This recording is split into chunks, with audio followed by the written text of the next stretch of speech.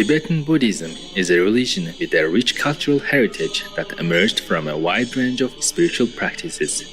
These include the complete scope of the Buddha's teachings from the Hinayana, Mahayana, and Vajrayana traditions. Different schools belonging to Tibetan Buddhism today include the Nyingma, founded by Padmasambhava, Kagyo, founded by Tilopa, Sakya, founded by Konchak Gyalpo and his son Sachen Kyunga Nyangpo, and Gelug, founded by Tsongkhapa Lobsan Drakpa.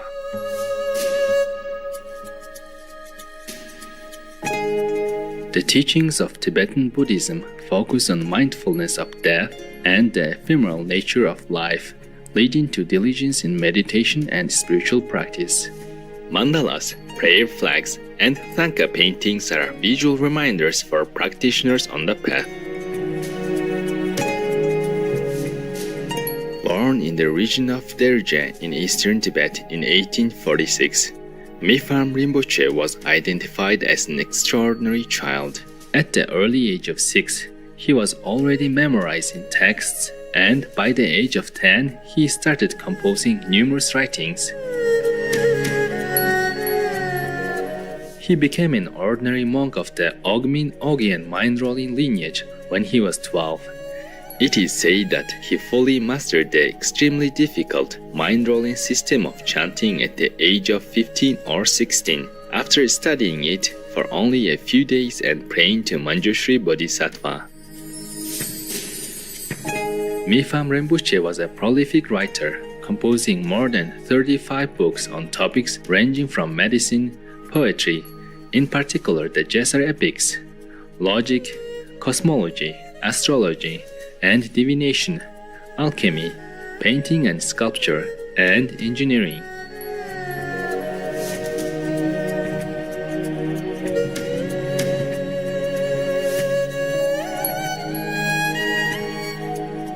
The Sword of Wisdom for Thoroughly Ascertaining Reality is one of his most important works and was written within a day in 1885. It comprises of 104 verses encompassing the two truths, the four principles of reasoning, valid cognition, the four reliances, and the 8 treasures of confidence.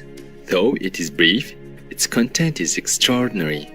Through the 2 types of valid knowledge using referential reasoning, one will be able to comprehend the conventional truth and the ultimate truth.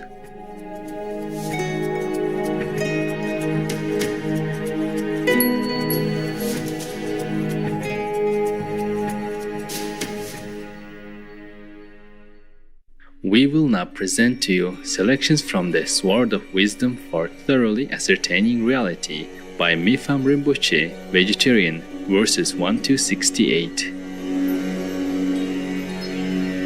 Verses 1 to 34. You have not the slightest confusion about philosophy, and have completely abandoned every fault. Your mind has no doubts about the 3 points.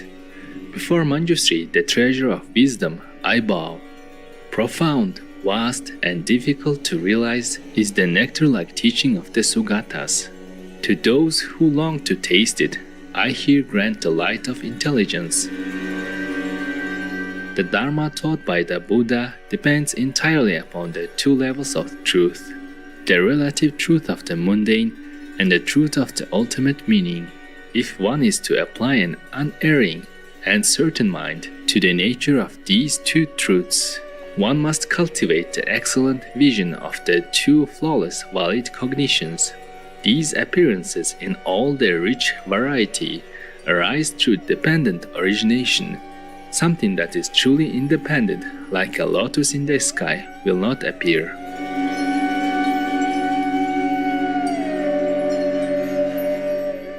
It is a complete gathering of causes that functions to bring about an effect.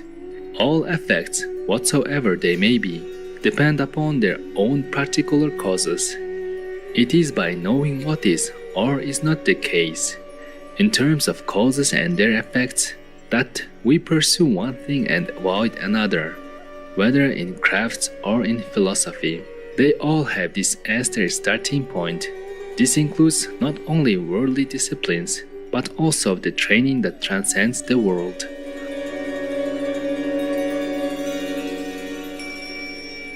All phenomena arisen in mutual dependence naturally possess their own particular characteristics which are uniquely theirs. The plain and simple facts of the conventional solidity, fluidity, warmth, and so on are incontestable. Even just a single thing has countless properties and can be classified in infinite ways, based on affirmation and negation. These are natural features of the thing itself. An object that is perceived clearly and directly has properties that seem separate and distinct, but these distinctions are mental designations, distinguished and engaged with by conceptual mind. Actual substance and what is imputed conceptually. These are two ways in which one can understand all that can be known, and many are the categories that come from further elaborating on these two. Just so they have their own causes, effects, and natures, but when phenomena are investigated authentically, that which brings about arising cannot be observed, nor is there anything that arises in dependence. Each thing appears with its own identity, yet is empty by its very nature. Absolute space with threefold liberation, the very nature of the ultimate.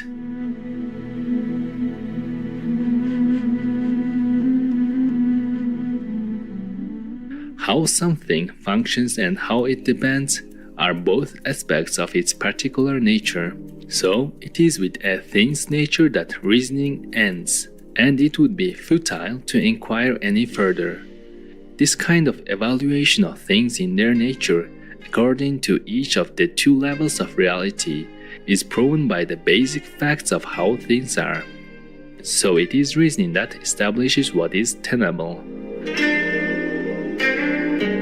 How things appear or how they ultimately abide can be known through perceiving their nature directly, or it can be inferred unerringly based on something else which is clearly apparent.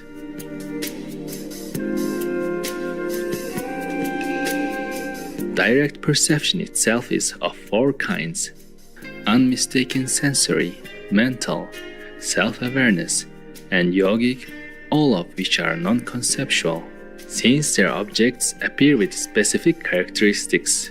Without these direct perceptions, there would be no evidence and hence no inference, and any perception of things arising from causes and then ceasing would become impossible.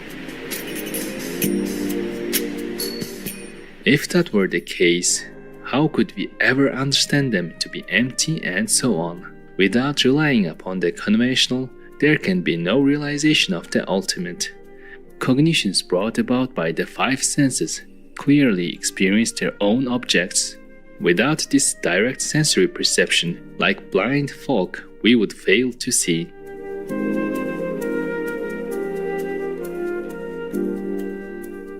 Mental direct perception arises from the faculty of mind and clearly determines both outer and inner objects. Without it, there would be no aspect of consciousness capable of perceiving all types of phenomena. Yogic direct perception is the culmination of meditation, practiced properly and according to the instructions. It clearly experiences its own objects, and without it, there would be no vision of objects beyond the ordinary. Just as this direct experience can eliminate misperceptions about outer forms and the like. This is also how it is within the mind itself. If there were some other knower, there would be no end to them. A mind that is cognizant and aware naturally knows its objects, but at the same time is also aware of itself without relying upon something else, and this is what is termed self-awareness.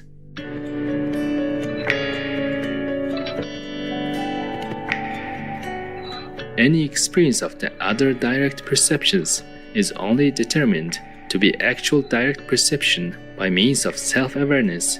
Without this, there would be no way of establishing it. The root of inference lies in direct perception. and direct perception is determined by self-awareness. It all comes down to the experience of an undiluted mind. There are no other means of establishment beyond this.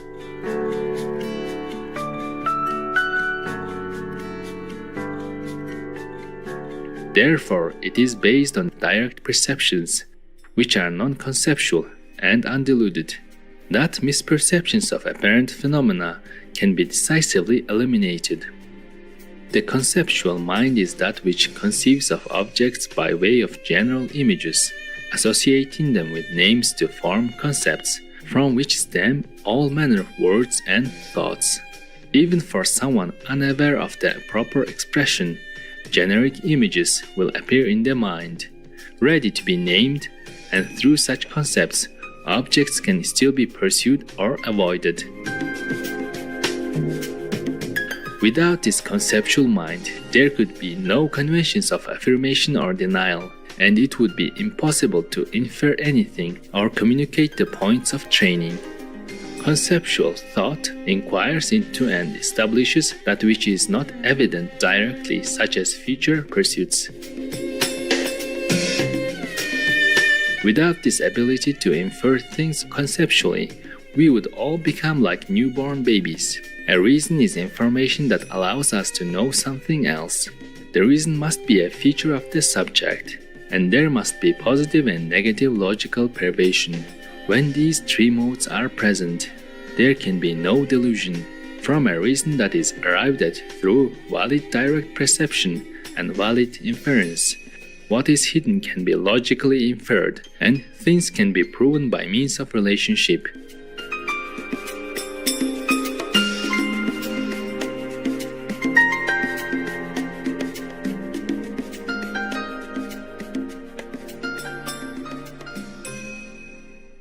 Wonderful viewers, it has been a pleasure to have your company for today's episode.